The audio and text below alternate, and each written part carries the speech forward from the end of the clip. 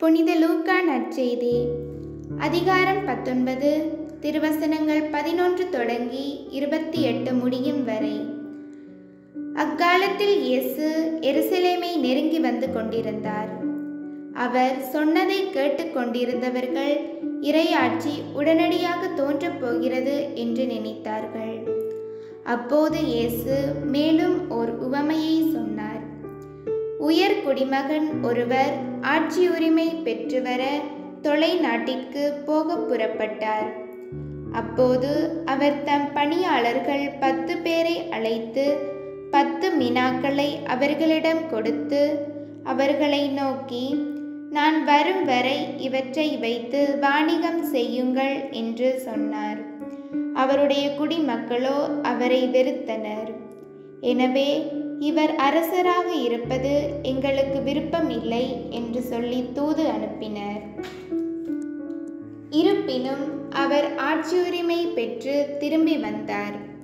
பின்னர் தம்மிடம் பணம் வாங்கியிருந்த பணியாளர் ஒவ்வொருவரும் ஈட்டியது எவ்வளவு என்று அறிய அவர் அவர்களை கூப்பிட்டு அனுப்பினார். முதலாம் பணியாளர் வந்து, ஐயா, உமது மினாவை கொண்டு 10 மினாக்களை சேர்த்துள்ளேன் என்றார். அதற்கு அவர் அவரிடம், நன்று, நல்ல பணியாளரே, மிக சிறிய பொறுப்புகளில் நம்பிக்கைக்குரியவராயிருந்தீர். எனவே 10 நகர்களுக்கு அதிகாரியாய் இரும் என்றார்.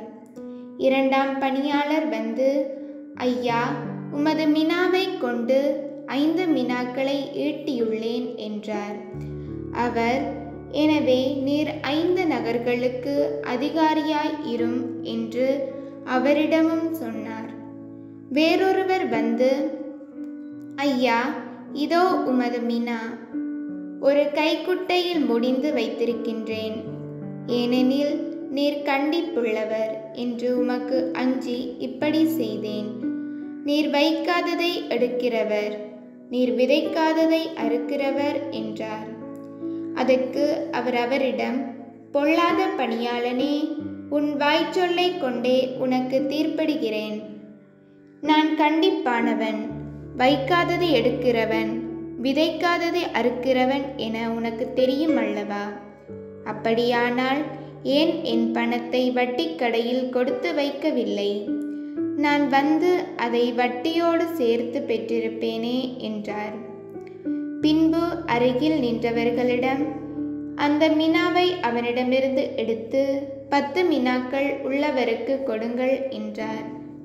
அதற்கு அவர்கள், ஐயா, அவரிடம் 10 மினாக்கள் இருக்கின்றனவே என்றார்கள்.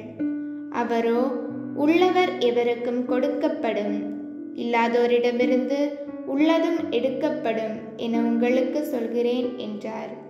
மேலும் அவர், நான் அரசனாக இருப்பதை விரும்பாத என் பகைவர்களை இங்கு கொண்டு வந்து என் முன் படுகொலை செய்யுங்கள் என்று சொன்னார். இவற்றை சொன்ன பின்பு இயேசு அவர்களுக்கு முன்பாக எருசலேமுக்கு புறப்பட்டார். இது கிறிஸ்து வழங்கும் நற்செய்தி. கிறிஸ்துவே உமக்கு புகழ்.